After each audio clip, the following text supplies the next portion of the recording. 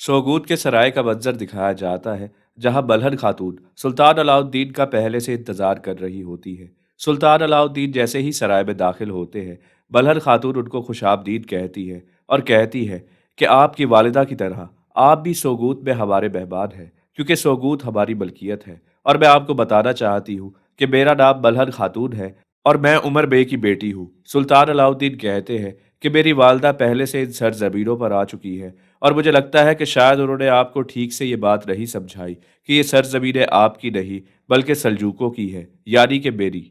और यहाँ पर मैं मेहमान नहीं, मालिक की हैसियत रखता हूँ। मलहन खातून जवाबन कहती हैं कि आपने बिल्कुल दुरुस्त फरमाया। अगर आप इन सरजमीनों के मालिक और बादशाह हैं, तो फिर आपके शयान शान यहाँ पर सिर्फ एक ही गद्दी है। मलहन खातून वहां पर सरदारी गद्दी की तरफ इशारा करती हैं। सुल्तान अलाउद्दीन उसी सरदारी गद्दी पर जाकर बैठ जाते हैं। सुल्तान अलाउद्दीन गद्दी पर बैठते ही मलहन खातून से पूछते हैं कि मुझे बताइए मौजूदा सूरत हाल क्या है। मलहन खातून जवाबन कहती हैं कि सूरत हाल बहुत ही नामुनासिब है, क्योंकि वबा फैलती चली जा रही है। सुल्तान अलाउद्दीन कहते हैं कि ये जख्म और ये वबा रोक दी जाएगी, लेकिन मैं आपको बताता चलूं कि आपके शौहर यानी कि उस्मान गाजी ने बहुत से ऐसे काम किए हैं जिसकी वजह से उनका नतीजा बहुत गलत निकल सकता है, यानी कि उनको फांसी भी दी जा सकती है। मलहन खातून जवाबन कहती हैं, मैं बस आपको ये बताना चाहती हूँ कि अगर मैं अपने शौहर की हमायत करती हूँ, तो मैं ये बात आज तक नहीं भूली कि मैं किसकी बेटी हूँ और मैंने अपने वालिद को क्या अल्फाज दिए हुए थे। मलहन खातून का इशारा इस बात की तरफ होता है कि उबर बे आपके वफादार थे, लिहाजा मैं भी उनकी वजह से आपकी वफादार हूँ।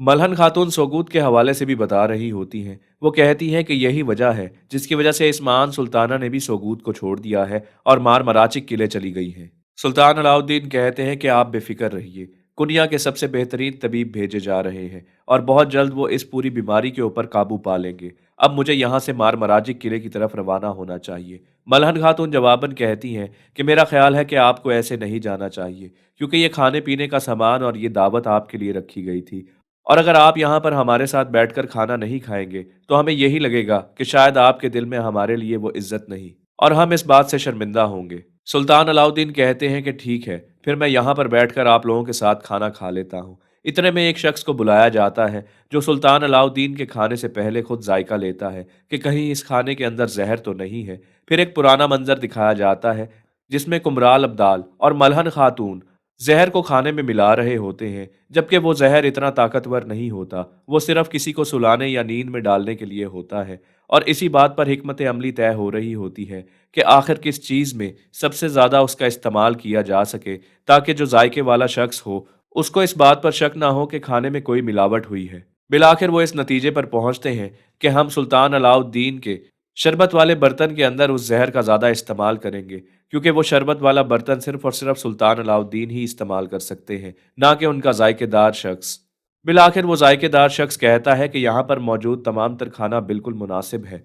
सुल्तान अलाउद्दीन ये सुनने के बाद वो खाना खाने लगते हैं और फिर शरबत को उस बर्तन में पी भी लेते हैं जिसमें पहले से ही सुलाने की दवा लगाई हुई होती है। दूसरी तरफ जंगल के उस मकाम का मंजर दिखाया जाता है जहाँ सुल्तान मसूद और उस्मान बे मौजूद होते हैं।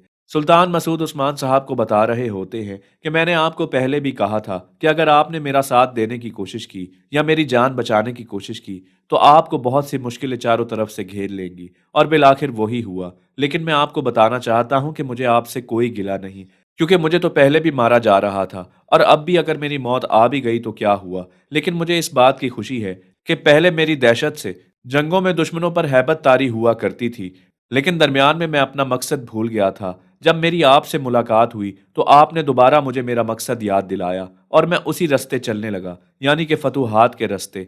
तो मुझे इस बात पर कोई तकलीफ नहीं और कोई गम नहीं कि आपको इस मजबूरी में ये सब कुछ करना पड़ रहा है, बल्कि मुझे इस बात पर खुशी है कि आपने मुझे मेरा मकसद याद दिलाया और मैं अब एक सही रास्ते की तरफ चलता हुआ अपनी जान कुर्बान करने जा रहा हूँ। उस्मान साहब जवाबन कहते हैं कि मैंने हरगिज़ नहीं सोचा था कि ऐसी कोई सूरत हाल पैदा हो सकती है कि मुझे ये कदम उठाना पड़ सके, लेकिन इस महान सुल्ताना ने हमारे हाथ और पैर बांध दिए हैं। मेरे पास और कोई दूसरा चारा फिलहाल मौजूद नहीं। अगर आपको मेरी कोई भी बात नामुनासिब लगी हो या फिर मैंने कोई गलती की हो तो मैं आपसे माफ़ी मांगता हूँ। सुल्तान मसूद जवाबन कहते हैं कि मैं आपकी सूरत हाल से बखूब वाकिफ़ हूँ, लिहाजा मुझे आपसे कोई गिला नहीं और मैं आपको माफ़ करता हूँ। उस्मान साहब कहते हैं کہ اگر آپ نے میرے حق میں کوئی غلط فیصلہ لیا ہو یا میرے ساتھ کچھ بھی غلط کیا ہو تو میں آپ کو اسی وقت معاف کرتا ہوں۔ پھر سوگوت کے سرائے کا منظر دکھایا جاتا ہے جہاں سلطان علاء الدین ملہن خاتون کے سامنے وہ کھانا کھا رہے ہوتے ہیں۔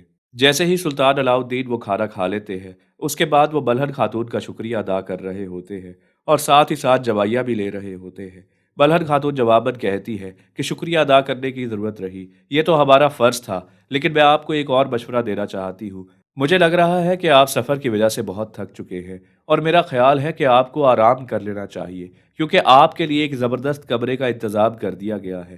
وہاں پر آپ کی سہولت کے لیے تمام تر چیزیں میسر ہیں، آپ وہاں پر جا کر آرام کر سکتے ہیں۔ سلطان علاء الدین جواباً اونگتے ہوئے کہتے ہیں کہ نہیں، بالکل نہیں، مجھے بار براچک قلعے جانا ہے، اور وہ اپنے سپاہیوں سے کہتے ہیں کہ گھوڑوں کو تیار کرو، ہمیں بار براچک قلعے جانا ہے، اور اوگرا شروع کر دیتے ہیں۔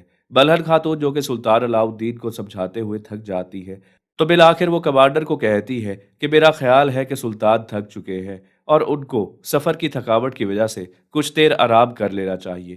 کمانڈر جو کہ بلہن خاتون کی اس بات سے سہمت ہو جاتا ہے، وہ سلطان علاء الدین کو اپنے ساتھ لیے اس کمرے کی طرف بڑھ جاتا ہے جہاں پر ان کے آرام کے لیے بندوبست کیا جاتا ہے۔ دوسری طرف مار مراچک قلعے کا منظر دکھایا جا رہا ہوتا ہے جہاں بالا خاتون اور شیخ ادب کو پھانسی کے پھندے کی طرف لے کر جاتے ہیں۔